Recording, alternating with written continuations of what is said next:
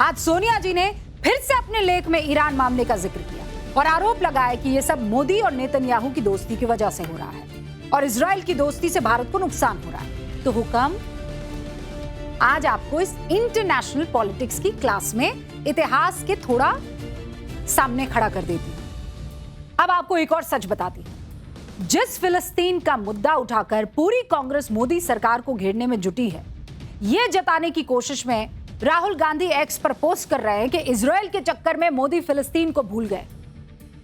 अब यह सब देख और सुनकर आपको क्या लगता है? यही लग रहा होगा ना कि कांग्रेस सरकार फिलिस्तीन के साथ गहरी दोस्ती रख रही थी, बेस्ट फ्रेंड होगी, एकदम पक्के होंगे ये लोग, और मोदी सरकार ने इस बेस्ट फ्रेंडशिप को तोड़ दिया होगा। फैक्ट क्या है आपको बताऊं मैं? फैक्ट बताते हैं आपको। ये फैक्ट आपके सामने रख रही हूं। 1998 में फिलिस्तीन को मान्यता मिल गई थी, 88 से 1988। ये वो तारीख, ये वो साल था जब जो है, ये वो साल था जब फिलिस्तीन को मान्यता मिली। तब से कांग्रेस सरकार जो है कितने साल रही? 16 साल रही। कांग्रेस समर्थित सरकार कितने साल रही? 2 साल रही। कांग्रेस के प्रधानमंत्री कितने रहे? राजीव गांधी, नरसिम्हा राव और मनमोहन सिंह। यह आंकड़ा ध्यान रखिएगा। कांग्रेस की सरकार रही 16 साल, समर्थित सरकार रही 2 साल, 16 + 2 कितने हो गए? लगभग 18, लगभग मान लीजिए। और इन सालों में कांग्रेस के प्रधानमंत्री कितने रहे? राजीव गांधी रहे, नरसिम्हा राव रहे और मनमोहन सिंह रहे। अब आपसे एक सवाल पूछूं, इनमें से कितने लोग गए होंगे फिलिस्तीन? कोई आइडिया है? इन तीनों में से कोई एक? बिस्वा, मैं दर्शकों से पूछती हूँ। मनमोहन सिंह? मनमोहन सिंह, अच्छा, एक नाम आया मनमोहन सिंह। फिर नरसिम्हा राव? नहीं। राजीव गांधी, ओके, राजीव गांधी और मनमोहन सिंह, यहां से जवाब आया कि ये लोग गए होंगे। इन तीनों में से फिलिस्तीन कोई भी नहीं गया। फिलिस्तीन पहला प्रधानमंत्री कौन होगा जो गया होगा? कोई आइडिया? बुलेट? इंटेलिजेंट। फिलिस्तीन जाने वाला इस देश का, भारत देश का पहला प्रधानमंत्री अगर कोई है तो वो है नरेंद्र मोदी। प्रधानमंत्री बनने के 3 साल के भीतर ही नरेंद्र मोदी फिलिस्तीन के आधिकारिक दौरे पर चले गए। मोदी सरकार बनते ही तत्कालीन राष्ट्रपति प्रणब मुखर्जी 2015 में फिलिस्तीन गए और फिलिस्तीन जाने वाले देश के पहले राष्ट्रपति भी वही बने। मतलब जो कांग्रेस फिलिस्तीन पर अंधा प्यार बरसा रही है, फिलिस्तीन का झोला कंधे पर रख रही है, उसका इतिहास बता रहा है कि असल में ये मगरमच्छ के आंसू हैं। हुक्म, असल में ये क्या है? मगरमच्छ के आंसू।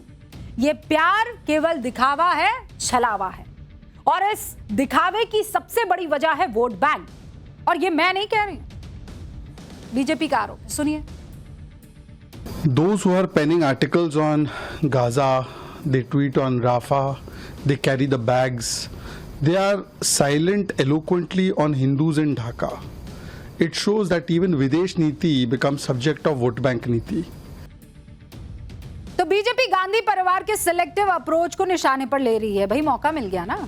विदेश नीति पर बदलते सियासी स्टैंड को वो मुद्दा बना रही है, क्योंकि पश्चिम एशिया की जंग के वक्त यही कांग्रेस केंद्र सरकार पर अमेरिका और इजराइल के दबाव में चुप्पी साधने का आरोप लगा रही थी। सवाल पूछ रही थी कि ईरान के सर्वोच्च नेता की अमेरिका और इजराइल ने हत्या कर दी, भारत चुप रहा। जबकि ईरान ने, फैक्ट है, प्रधानमंत्री मोदी को अपने सर्वोच्च नेता अली खामनेई के आखिरी विदाई वाले कार्यक्रम में बुलावा भेज दिया है। मतलब ईरान को भारत की विदेश नीति से कोई दिक्कत नहीं है, लेकिन भारत में विपक्ष को बहुत परेशानी है। आज सोनिया जी ने फिर से अपने लेख में ईरान मामले का जिक्र किया और आरोप लगाया कि यह सब मोदी और नेतन्याहू की दोस्ती की वजह से हो रहा है और इजराइल की दोस्ती से भारत को नुकसान हो रहा है। तो हुक्म, आज आपको इस इंटरनेशनल पॉलिटिक्स की क्लास में इतिहास के थोड़ा सामने खड़ा कर देती हूं। टाइम मशीन में बैठेंगे आप लोग? ले चलूं 64 साल पीछे? चलिए फिर। एक किस्सा है 1962 का। भारत चीन से अपनी सबसे मुश्किल जंग उस वक्त लड़ रहा था। आजादी के सिर्फ 15 साल हुए थे। चीन भारत के कई सारे हिस्सों में घुसा जा रहा था। उस वक्त के हमारे प्रधानमंत्री पंडित जवाहरलाल नेहरू ने तब इजराइल के प्रधानमंत्री थे डेविड बेन गुरियन, उनसे हथियार और गोला बारूद की मदद मांगी। भाई दोस्त है, मांग ली। लेकिन इस मदद के साथ पंडित नेहरू ने यह शर्त रखी कि इजराइल अपने झंडे के साथ मदद नहीं भेजेगा। मदद तो भेजे पर झंडे वाले मदद हमें नहीं चाहिए। इस शर्त की वजह से बहुत सारी बातें हुई, लेकिन शर्त की वजह पता है क्या थी? नेहरू को लगा कि अरब देश से उनके रिश्ते बिगड़ जाएंगे, क्योंकि यहूदी मुल्क है, क्योंकि अरब के देशों से इजराइल के संबंध तनाव से भरे हुए थे। अब नेहरू के इस पहल के बाद या नेहरू के इस रिक्वेस्ट के बाद इजराइल क्या करता बताओ? इजराइल को क्या करना चाहिए था? बगैर झंडे के मदद भेजनी चाहिए थी।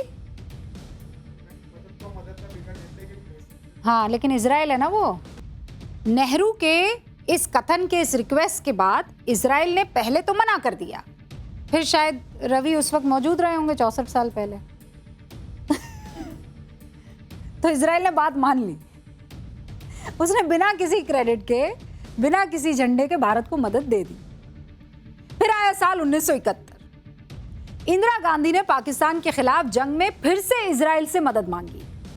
इजराइल का दोस्त अमेरिका भारत के दुश्मन पाकिस्तान के पक्ष में था उस वक्त, लेकिन इंदिरा गांधी की एक गुजारिश पर इजराइल की तत्कालीन प्रधानमंत्री गोल्डा मेयर ने ईरान जा रहे हथियारों के जहाज को भारत भेज दिया। इजराइल ने तब अमेरिका की बिल्कुल परवाह नहीं, और यह फैक्ट है। ये दोनों तथ्य राहुल गांधी के परनाना और दादी के कार्यकाल के हैं। जिस इजराइल के नाम का इस्तेमाल राहुल गांधी मोदी सरकार को विदेश नीति पर घेरने के लिए कर रहे हैं, असल में उसने वक्त वक्त पर भारत के साथ दोस्ती निभाई है। भारत के साथ सबसे बुरे वक्त में इजराइल खड़ा रहा है। इजराइल और विदेश नीति पर भारत की तटस्थता पर शब्दों की नदी बहाने से पहले इतिहास को पढ़ लेना चाहिए था। थोड़ा पढ़ने लिखने से भला अपना ही होता है, लेकिन सियासत का तकाजा तो यही है ना कि अपना नैरेटिव मजबूत होना चाहिए, अपना नैरेटिव मजबूत होना चाहिए, फिर वो झूठ की नींव पर हो या अर्ध सत्य पर ही क्यों ना खड़ा हो। और इसीलिए हमेशा कुछ भी देखे भाले फैक्ट्स के तराजू पर उसको जरूर तौलें। खबरों की रणभूमि में यहां शोर नहीं, सोच लड़ती है। जहां शब्द नहीं, फैक्ट्स वार करते हैं, और हर सवाल खोलता है सच की नई परत।